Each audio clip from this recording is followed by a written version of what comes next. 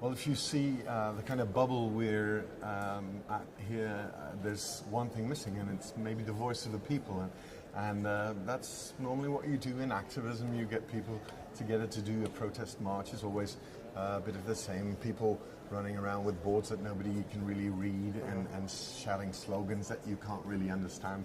So we thought as a sort of creative coalition in Belgium, why not go about it in a more creative and a more positive way? In the advent of Copenhagen, we organized a dance for the climate where we had 12,000 people dancing on a beach in Ostend, filmed it and sent it around the world as a viral. And we thought, well, what's maybe even more powerful than dancing together, doing the same choreography, kind of what we're trying to do here? It's singing. It's something that we've lost, to try and sing together. So we've put together this basic song based on the melody Bella Ciao, Italian melody, with new words, just saying, do it now. We need to go towards a better future. And we managed, in Belgium alone, to have 380,000 people singing the same song together, albeit in different communes. Half of all the communes and towns, big and small, in Belgium started organizing their own Sing for the Climate. That's why we're here, to try and internationalize that concept and have a way of going about activism in a more positive way, but still in a more forceful way.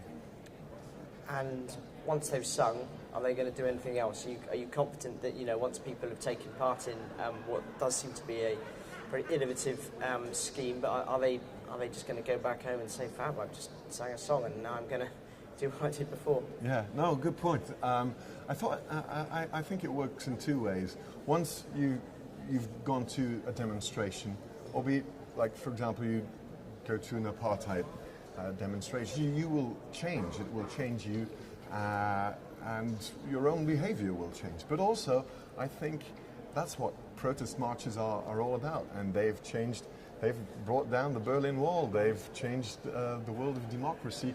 Protest marches do influence politicians. That's the way democracy works. In all this process, there's one thing missing. That's the support of the people.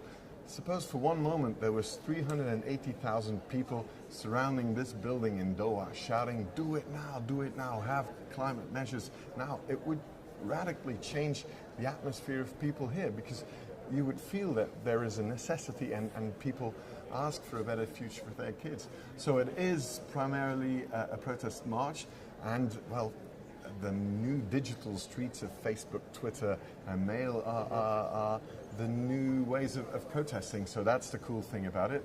We've filmed all these people singing, put it together in what we think is a really cool clip, and we've sent that around the world, trying to unite all these people who are willing to put some pressure on politicians here.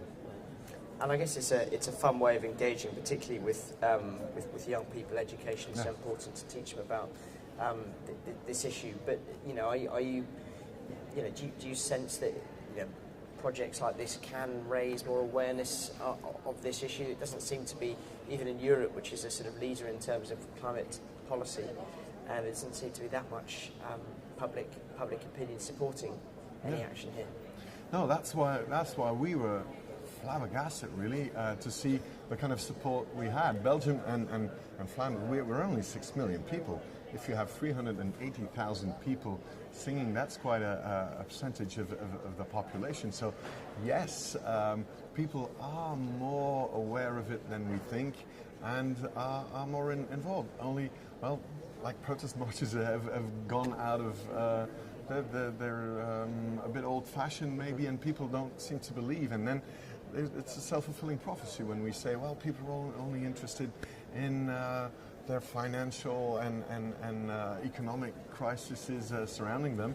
And I do think that everyone who has children today, and even those who haven't, are concerned. And that's what we've proven. And but you need to get them in a more positive and forceful way, because that's the whole problem with maybe the journalism and the media surrounding climate change. It's always the same story. We're 5 to 12, and it's 1 to 12, and it's been 5 to 12 for for ages, and people just kind of can't seem to grasp anymore.